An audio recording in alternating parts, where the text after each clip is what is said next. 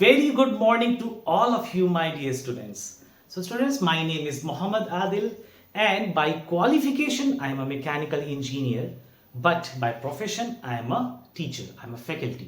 So, students, सबसे पहले मैं आपको ये बताना चाहता हूं कि ये जो सेशन होने वाला है, ये सेशन आपके लिए कितना ज्यादा हेल्पफुल होने वाला है। लेकिन इसके पहले मैं थोड़ा सा अपने एक्सपीरियंस के बारे में बता दूं।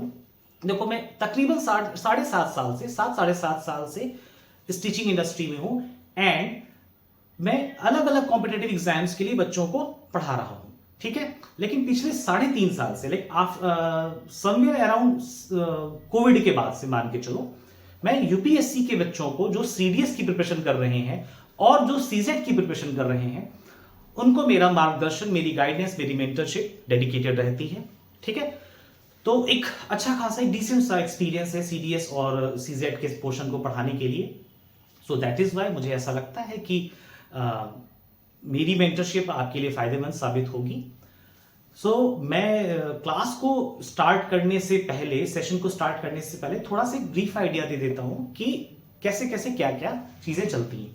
तो जैसा आप सभी को मालूम होगा कि सीजेट जो 2023 का पेपर हुआ है, ठीक है ना, अभी जो 2023 का प्रीलिम्स हुआ था, उसमें जो पेपर 2 था सीजेट का सेक्शन, उस सेक्शन में लॉजिकल रीजनिंग हो चाहे मैथमेटिक्स वाला सेक्शन हो, उन दोनों सेक्शंस में जो स्टैंडर्ड ऑफ द क्वेश्चन थे वो बहुत ज्यादा बढ़ चुके थे। नो डाउट हम सभी लोग जानते हैं कि ये पेपर एक क्वालिफाइंग पेपर है in which we have to get only 33.33% marks. ये हम सभी लोग जानते हैं, ठीक है। लेकिन हम लोगों की मिस्टेक्स यही होती है कि हम लोग पेपर 1 पे फोकस करते हैं, जीएस 1 पे फोकस करते हैं और पेपर 2 को नेग्लेक्ट कर देते हैं कि वो तो निकल ही जाएगा। जैसे जो मैथ्स बैकग्राउंड के बच्चे हैं वो सोचेंगे अरे यार मैथ्स ही तो पूछता, निकल ही जाएगा। लेकिन अगर आपने पेपर उठा के देखा है 2023 का, या इसके पहले के कुछ 2020 के या 2021 के पेपर उठा के आपने देखे होंगे, तो आपको समझ में आएगा कि क्वेश्चंस वर ट्रिकी का मतलब कि आपके बेसिक्स पे क्वेश्चन पूछा गया है कि आपकी बेसिक अंडरस्टैंडिंग उस सब्जेक्ट से रिलेटेड, उस टॉपिक से रिलेटेड कितनी है, ठीक है। तो अब वो दिन नहीं रहा, like gone are the days कि आप बस जाते थे और अपीयर होके चले आते थे और आपका प्रीलिम्स में जो सीजेट वाला सेक्शन होता था वो क्वालिफाई हो जाता था। अब ऐसे दिन नहीं रहे हैं, ठीक है। तो आइए स्टार्ट करते हैं कि करना क्या है हम लोगों को। तो जैसा आप देख रहे हैं इंट्रोडक्शन है, इस इंट्रोडक्शन में हम लोग पढ़ रहे हैं, जान रहे हैं यूपीएससी का सीजेट सेक्शन। तो सिविल सर्विसेज एप्टीट्यूड टेस्ट में देखो होता क्या है कि बहुत सारे अलग अलग चैप्टर्स आते हैं, बट जो मैथ्स वाला सेक्शन होता है ना बच्चों, उसमें basic numeracy and general mental ability के अलग अलग नाम से क्वेश्चंस आते हैं।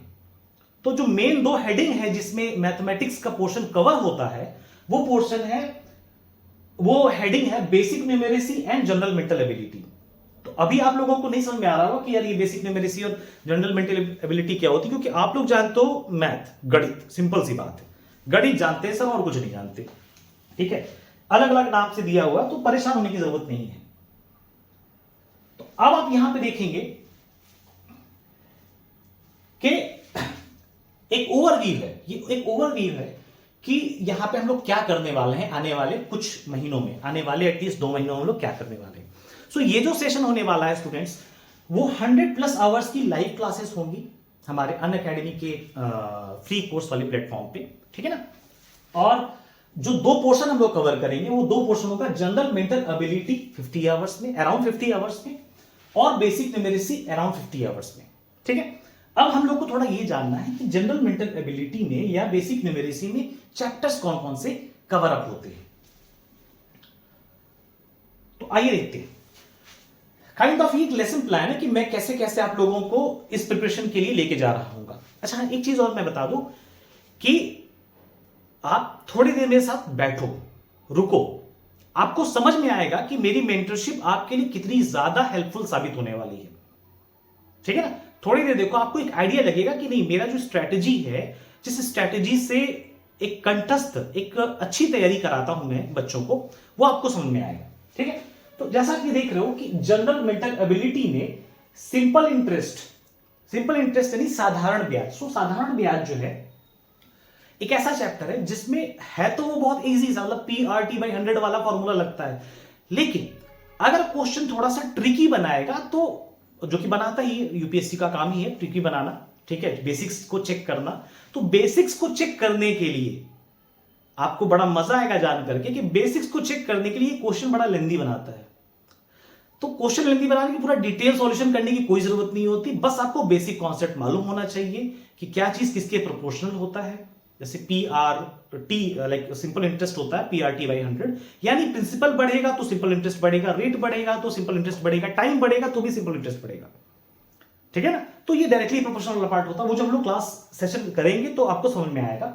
तो इसके लिए तकरीबन हम लोगों को लगने वाला है बच्चों, इसके लिए हम लोग को तकरीबन लगने वाला है 2 घंटे, जो कि बहुत ज्यादा टाइम तो नहीं है मेरे हिसाब से। ठीक है, 2 घंटे में हम लोग इस पोर्शन को फिनिश अप कर देंगे। अगला पार्ट आता है कंपाउंड इंटरेस्ट का। तो कंपाउंड इंटरेस्ट में देखो होता क्या है ना कि डिफरेंस पूछता है कि 2 साल या 3 साल का CISI का अंतर क्या होगा, या फिर 3 साल का CI क्या होगा, या फिर 3 साल का CI ज्यादा होगा कि 4 साल का SI ज्यादा होगा, इस टाइप से वो पूछता है। तो इसके लिए आपको क्या करना होगा कि थोड़ा सा एक बेसिक अंडरस्टैंडिंग चाहिए रही, क्योंकि बेसिक के साथ साथ थोड़े एक लेवल हाई भी जानना होगा। तो ये हमारा थोड़ा सा ज्यादा टाइम ले सकता है, जो कि है 3.5 hours. Profit loss and discounts, इस पे क्वेश्चन भर भर के आते हैं सीजेट में। ठीक है ना, पेपर उठा के देखना, प्रॉफिट लॉस एंड डिस्काउंट पे क्वेश्चन जो है भर भर के आते हैं, जिसमें वो डिसऑनेस्ट शॉपकीपर होता है, यानी भार घटा के बेचता है, या फिर जो भार मतलब मार्क प्राइस बढ़ा देता है, फिर थोड़ा सा डिस्काउंट देता है, या 2 डिस्काउंट दे देता है। जैसे आप कहीं जाते होगे शोरूम वगैरह में तो लिखा होता होगा 30 + 20% डिस्काउंट। तो 30 + 20% डिस्काउंट का ये मतलब कतई नहीं होता है कि वाह मेरे को 50% डिस्काउंट मिल रहा है। ठीक है ना, 50% डिस्काउंट नहीं मिलता है, डिस्काउंट थोड़ा सा मिलता है। पहले 30% का डिस्काउंट देते हैं तो प्राइस 100 से 70 आती है, फिर 20% का डिस्काउंट देते हैं तो 70 में 20 कर दो तो तकरीबन कितना हो गया 54% के आसपास, 7 दूनी 14, 70 - 14, हाँ 56% के आसपास डिस्काउंट होता है, मतलब 56% वैल्यू आ जाती है। खैर वो सब तो मैं जब पढ़ाऊंगा तो मैं अच्छे से समझाऊंगा। तो ये सब सेशन आपको बड़ा मजा आने वाला, बड़ा अच्छा लगने वाला है। तो इसी तरह से मैं बता देता हूं फटाफट कि कैसे कैसे क्या क्या होने वाला है। तो टाइम स्पीड डिस्टेंस का जो सेशन होगा, जो टाइम स्पीड डिस्टेंस का सेशन होगा वो हमारा 2.5 घंटा लेगा, क्योंकि इसमें थोड़ा सा ट्रेन्स आती हैं, ट्रेन्स जाती है। मैंने एक डेमो क्वेश्चन भी लेके रखा है, आपको समझ में आएगा कि क्यों मैंने इसको 2.5 घंटे एलोकेट किए हुए हैं। ठीक है, बोर्ड एंड स्ट्रीम एक छोटा सा चैप्टर, तो ये 1.5 hours will be sufficient for this. Time and work 2 hours. Time and work भी एक ऐसा इंपॉर्टेंट चैप्टर है जिससे कि क्वेश्चन अभी 2023 वाली सीसेट में भी आया था। ठीक है ना, और इसके पहले भी आता रहा है। पाइप्स एंड सिस्टम्स, ये भी एक इंपॉर्टेंट टॉपिक है। क्यों इंपॉर्टेंट है इसका रीजन समझो, छोटा सा रीजन मैं बता देता हूं कि क्यों ये इंपॉर्टेंट। इसका रीजन बच्चों यही है, बस खाली थोड़ा सा रीजन है कि वो एक ही क्वेश्चन बनाएगा लेकिन 3 4 5 पाइप लगा देगा। 3 तो भरने वाले रहेंगे, 4 तो खाली करने वाले रहेंगे। मान लो 7 लगा दिए, 3 भरने वाले हैं, 4 खाली करने वाले हैं। मान लो कोई आदमी आया, मोटर का पंप ऑन करके चला गया। पंप ऑन करके जाने के बाद वो जितनी देर बाद टंकी भर जानी चाहिए थी वो आता है, पर टंकी नहीं भरी रहती है। क्यों नहीं भरी रहती है? क्योंकि उसमें थोड़ा सा लीकेज रहता है या कोई टैप खुला रहता है। तो अब पता करना रहता है कि टैप किस स्पीड से खाली कर रहा है। तो है तो वो स्कूल वाली ही चीज, जैसे अपने सिलेबस में लिखा हुआ है कि भाई 10th लेवल तक की मैथमेटिक्स आती है। ठीक है ना, लेकिन है तो वो क्या नाम है आपकी NCERT वाली ही चीज, टॉपिक वही है, बट क्या इतना ट्विस्ट करके क्वेश्चन NCERT में देता है? नहीं। लेकिन हाँ सीजेट है, UPSC तो भाई देगा ही देगा। इतने के लिए तो हमको लोगों को मेंटली रेडी होना ही पड़ेगा। इसी तरह से वर्क एंड वेजेस की बात होगी, आगे देखते हैं फटाफट। ठीक है, अब ये जो थोड़ा सा पोर्शन है, थोड़ा सा इसको डिटेल में समझ लेते हैं क्या है। देखो अलजेब्रा, जो ये वो पोर्शन है जहां से देखो आप देखोगे इधर के मैंने चैप्टर्स को टाइम ज्यादा दिया है। क्यों टाइम ज्यादा दिया है? क्योंकि अलजेब्रा में क्वेश्चंस पूछता है। अलजेब्रा कहां से स्टार्ट होता है? होने को तो वो 6 7 से स्टार्ट हो जाता है, लेकिन 9th और 10th के जो अलजेब्रा है वो एक अच्छा है। उस पर क्वेश्चन मतलब वो एक ऐसी चीज है कि अगर बच्चे को नॉलेज नहीं है तो वो नहीं कर पाएगा। ठीक है ना, और ये बड़ा बैलेंस पेपर है सीजेट का। ये नहीं कि अगर कोई मैथ्स बैकग्राउंड का बच्चा कर रहा है तो भी उसको नॉलेज होनी चाहिए इन चीजों की, और अगर कोई आर्ट्स बैकग्राउंड का बच्चा कर रहा है तो हो सकता है चलो ठीक है वो एक बार स्किप कर सकता है, लेकिन मैथ्स बैकग्राउंड के बच्चे को या फिर कॉमर्स बैकग्राउंड के बच्चे को ये सारी चीजें आनी चाहिए। लेकिन जिसने भी 10th तक मैथ्स पढ़ी है उसको ये सारी चीजें आनी चाहिए। 5 आवर्स डेडिकेटेड है। Mensuration 2D, area, perimeter, square, rectangle, circle, trapezium, इसमें हम लोग बेसिकली जो चीजें डिस्कस करने वाले हैं वो ट्रिक्स ही डिस्कस करने वाले हैं कि लंबे लंबे फॉर्मूले यूज ना करके उसको छोटे वे में कैसे करना होगा। ये सारी चीजें हम लोग अच्छे से पढ़ेंगे। इसके लिए 3.5 आवर्स बेसिकली डेडिकेटेड है मेंसुरेशन 3D के लिए। ज्योमेट्री अगेन एक बहुत क्रूशियल टॉपिक है। क्वेश्चन तो कम ही आएगा, 3 आएगा, 4 आएगा या 2 ही हो सकता है आए, लेकिन थोड़ा सा ऐसा आता है ना कि आपको देख के लगेगा आप कर लोगे, बट आप करने बैठोगे तो होगा ही नहीं, थ्योरम ही अप्लाई नहीं होगा। तब थ्योरम ही अप्लाई नहीं होगा तो फिर क्या ही कर सकते हो, कुछ नहीं कर सकते हो। तो आपको फिगर समझना आना चाहिए। तो इसीलिए मैंने इसको थोड़ा ज्यादा टाइम एलोकेट किया, जिसमें मैं कवर अप करूंगा similarity, congruence of triangles, theorem based on circles, angles and properties of various triangles, various quadrilaterals, sorry अलग अलग क्वाड्रिलेटर्स की जो जो प्रॉपर्टी होती है, ठीक है ना। जैसे सर्कल की बात करें तो सर्कल में एक थ्योरम होता है टेंजेंट सीकेंट थ्योरम, तो जिसके लिए आप दुनिया भर का लीनियर पेयर वाला फॉर्मूला लगाओगे और एंगल निकालोगे, वो टेंजेंट सीकेंट थ्योरम से देख के आंसर आता है। या साइक्लिक क्वाड्रिलेटरल की बात करें तो sum of opposite sides of cyclic quadrilateral, sum of the opposite angles of cyclic quadrilateral are 180 degree. तो ये सारी थ्योरम्स है जो हम लोग डायरेक्ट क्वेश्चन में यूज करेंगे, बट पहले आना तो चाहिए, ठीक है। परमुटेशन एंड कॉम्बिनेशन, भैया मैं इस पे जितना भी स्टार लगा दूं ये कम है, क्योंकि पीएनसी पे ही बेस्ड प्रोबेबिलिटी पूछ रहा है। अभी आप मैं फिर से कह रहा हूं, तकरीबन 32-33 क्वेश्चन अभी मैं देख रहा था कुछ दिन पहले, मतलब शॉर्टलिस्ट कर रहा था अपने बच्चों को पढ़ाने के लिए। तो मैंने उसमें परमुटेशन कॉम्बिनेशन के क्वेश्चन भर भर के डाले। क्यों डाले? क्योंकि भाई परमुटेशन कॉम्बिनेशन का स्टैंडर्ड एवरी ईयर सीजेट में एवरी ईयर बढ़ता जा रहा है, बढ़ता जा रहा है। क्यों बढ़ता जा रहा है? सिंपल सी बात है, मजा आएगा यार। तो इसके पहले के जो चैप्टर मैंने डिस्कस किए ना, वो हर बच्चा पढ़ लेता है, हर टीचर पढ़ा लेता है। परमुटेशन कॉम्बिनेशन में थोड़ा सा छूता है फिर भाग के चला जाता है, क्योंकि परमुटेशन कॉम्बिनेशन थोड़ा सा एक लेवल हाई चला जाता है। हाई का मतलब हो गया कि भाई एनपीआर एनसीआर तो बेसिक सा फॉर्मूला होता है, लेकिन और होता है। खैर आगे बढ़ते हैं without wasting time.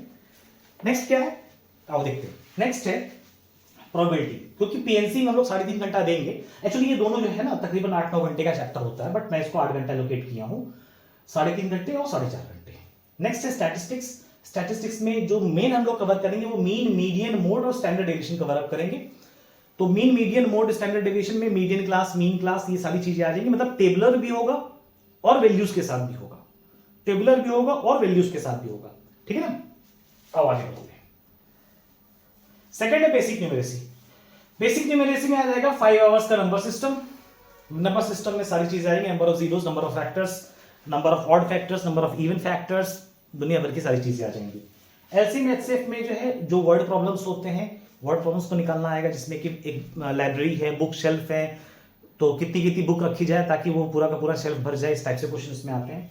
Divisibility rules को मैंने दिया है तकरीबन 1.5 आवर, क्योंकि अपन लोग ना देखो 2, 3, 5 ऐसे कर करके कुछ कुछ तो डिविजिबिलिटी रूल जानते हैं, बट अगर मैं कहूं कि 21 का डिविजिबिलिटी रूल क्या होता है, तो आपको 21 का डिविजिबिलिटी रूल नहीं आता होगा, ठीक है ना। या फिर अगर मैं पूछूं 13 का डिविजिबिलिटी रूल क्या होता है, तो आई डाउट कि आप लोगों को 13 का डिविजिबिलिटी रूल नहीं आता होगा। 11 के बाद लोग जो है फंसने लगते हैं, या प्राइम नंबर्स पे बेसिकली लोग फंसने लगते हैं। तो डिविजिबिलिटी रूल एक बहुत इंपॉर्टेंट टॉपिक होगा, जिसकी मदद से हम लोग ऑप्शन एलिमिनेशन वाला मेथड अप्लाई करके आगे बढ़ जाएंगे। रिमाइंडर थ्योरम अगेन एक बहुत इंपॉर्टेंट टॉपिक है, ये सीजेट में बहुत, और सीजेट में भी और सीडीएस दोनों में ही बहुत फेवरेट टॉपिक होता है यूपीएससी का। Unit digit and rules of cyclicity, इसके लिए मैंने दिया है तकरीबन 1.5 hour. Squares and square roots, cubes and cube roots, आप देखो कि मैंने बहुत कम टाइम दे रखा है, क्योंकि एक सिंपल सा मेथड होता है, 15-20 मिनट लगता है उसको कॉन्सेप्ट सिखाने में, और 20 मिनट के कॉन्सेप्ट सिखाने के बाद 25-30 मिनट की उसकी प्रैक्टिस सेशन होती है, ठीक है। 20 मिनट 25 मिनट का सेशन होता है कॉन्सेप्ट बिल्डिंग का, फिर उतने ही देर का सेशन होता है प्रैक्टिस सेशन का। तो ये दोनों सारी चीजें उसमें हो जाएंगी।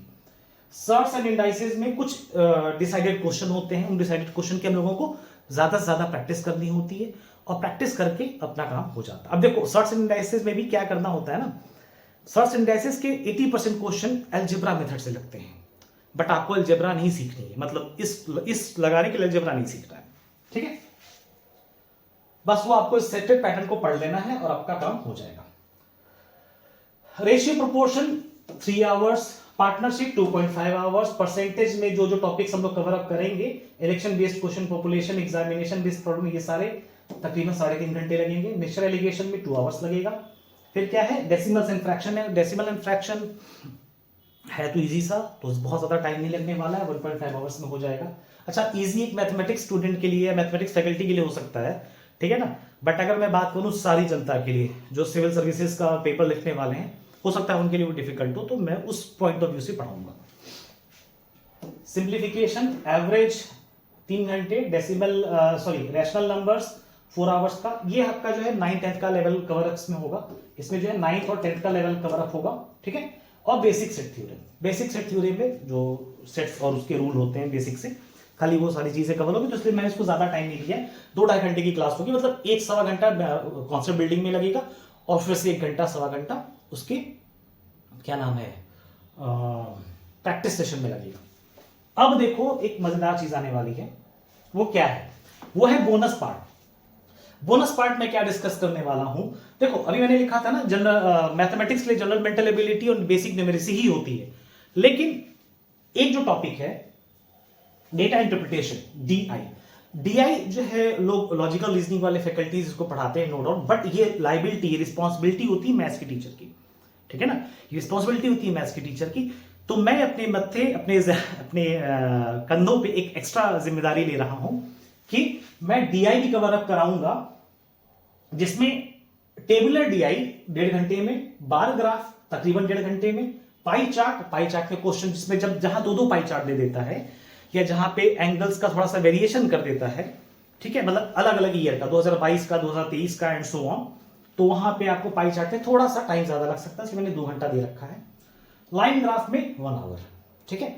इन सब में जो नंबर ऑफ क्वेश्चन डिस्कस करने की मेरी टारगेट है, वो सब मिला करके तकरीबन मैं 200 क्वेश्चंस के अराउंड डिस्कस करूंगा, 200 क्वेश्चंस के अराउंड इसमें डिस्कस करूंगा, सब मिला करके, ठीक है ना। तो अब आते हैं फटाफट आज के इस पे टॉपिक पे, ठीक है। 1 मिनट,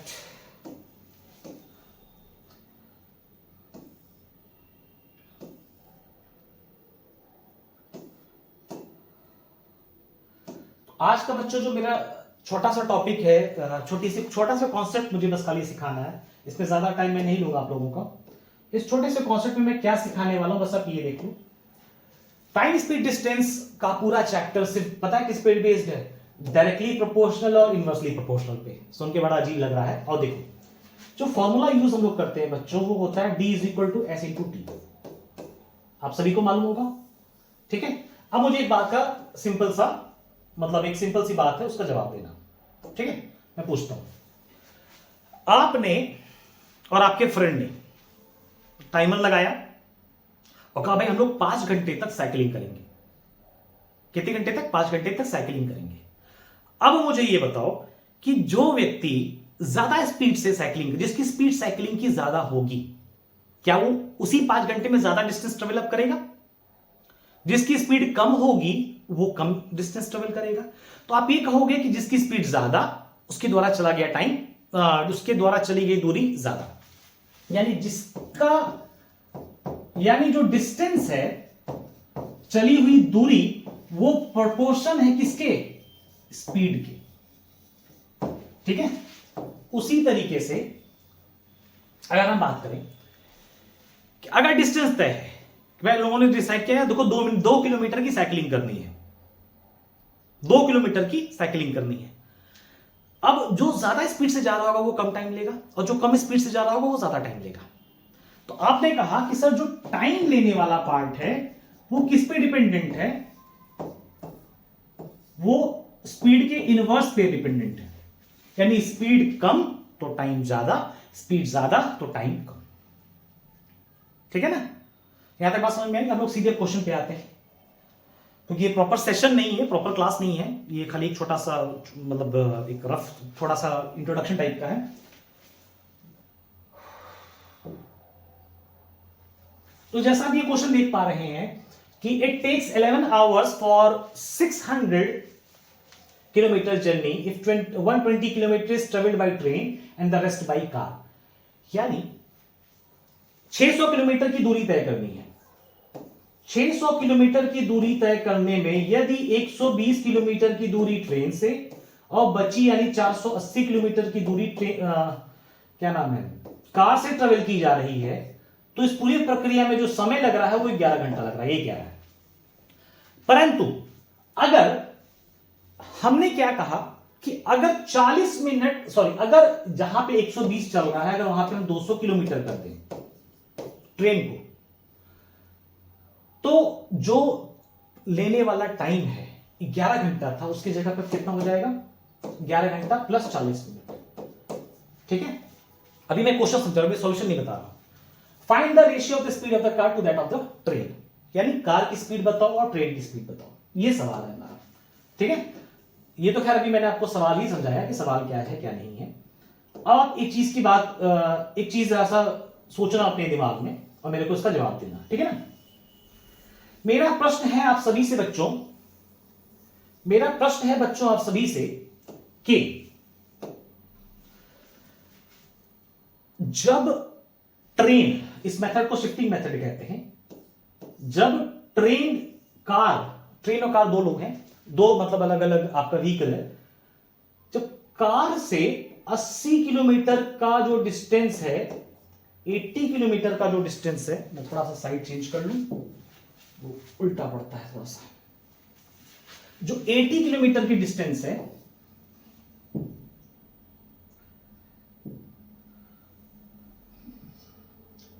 ये कार हो गया। 80 किलोमीटर की डिस्टेंस जब कार से निकल के शिफ्ट हो रही है ट्रेन के तरफ, तो टाइम में कितने का चेंज हो रहा है? 40 मिनट एक्स्ट्रा लग जा रहा है।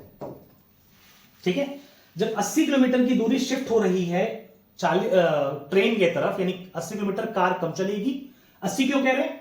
क्योंकि पहले 120 चल रही थी ट्रेन से, अब 200 चल रही है। ठीक है ना? जब 80 का इधर शिफ्ट हो रहा है तो 40 मिनट एक्स्ट्रा लग रहा है। उसी तरीके से जब 160 किलोमीटर का शिफ्ट होगा तो 40 गुना 80 मिनट एक्स्ट्रा लगेगा, जो भी लग रहा था। तो आपका जवाब आएगा कि सर ट्रेन चल रही है 120, कार चल रही है 480।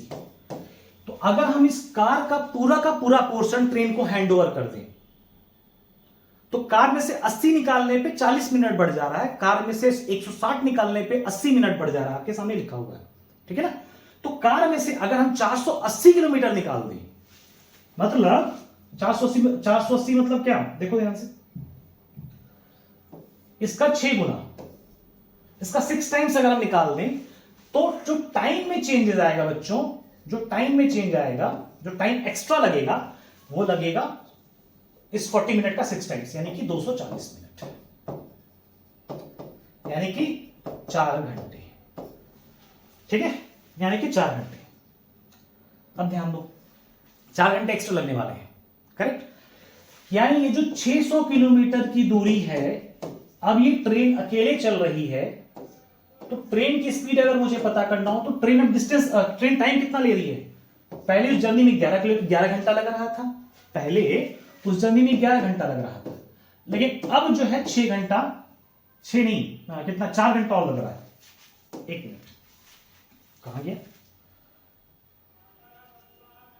हाँ, 4 घंटा और लग रहा है। ठीक है, अगर अब ये 4 घंटा और लग रहा है मेरे बच्चों,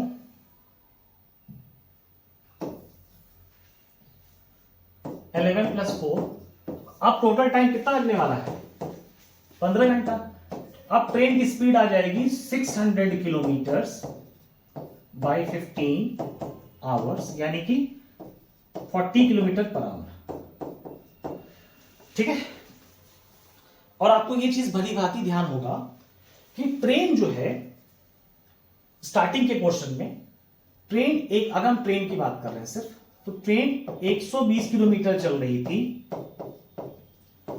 और अब हमको मालूम चल गया कि ट्रेन की स्पीड कितनी है, 40 किलोमीटर पर आवर।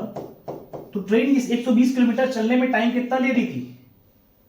3 आवर्स, यानी टोटल 11 घंटे में, टोटल 11 घंटा है, देख लो ध्यान से, टोटल 11 घंटा है, यानी टोटल 11 घंटे में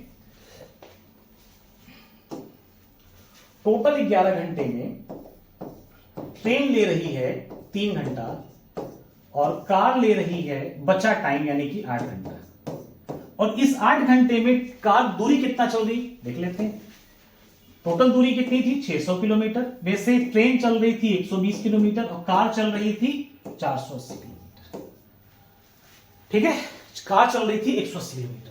तो ट्रेन का तो मैंने खैर निकाल लिया कि टाइम कितना लग रहा है, 3 घंटा लग रहा है। कार का लग रहा है 8 घंटा। तो ट्रेन की स्पीड हमने पहले ही फाइंड कर रखी है 40 किलोमीटर पर आवर। अब यहां पे पता कर लेंगे कार की स्पीड जो कि आ जाएगी 60 किलोमीटर पर आवर। और आप देखोगे सवाल में, तो सवाल में कह रहा है कि बताओ रेशियो किसका किसका, कार का और ट्रेन का। तो अभी जैसा आपने देखा कि स्पीड ऑफ कार और स्पीड ऑफ ट्रेन के केस में कार की स्पीड है 60 और ट्रेन की स्पीड है 40, तो इनका रेशियो आ जाएगा 20 तिया 60 और 20 दूनी 40। यानी बच्चों इसका जो रेशियो आंसर आ रहा है वो आ रहा है ऑप्शन नंबर 4, 3:2। ठीक है, तो आई होप कि आपको ये सेशन लाइक किए होंगे, और अगर आपको ये सेशन पसंद आया है स्टूडेंट्स तो इसको ज्यादा से ज्यादा लोगों तक शेयर करिए, लाइक करिए। और जिनको भी डाउट है, मैं हर क्लास का एक डाउट सेशन इवनिंग में रखता हूं, तो उस डाउट सेशन में आप ज्वाइन कर लेना, अपने डाउट्स पूछना, मैं आपको डाउट्स क्लियर कर दूंगा। ठीक है, I hope this class was wonderful. So that's all from my side, thank you so much.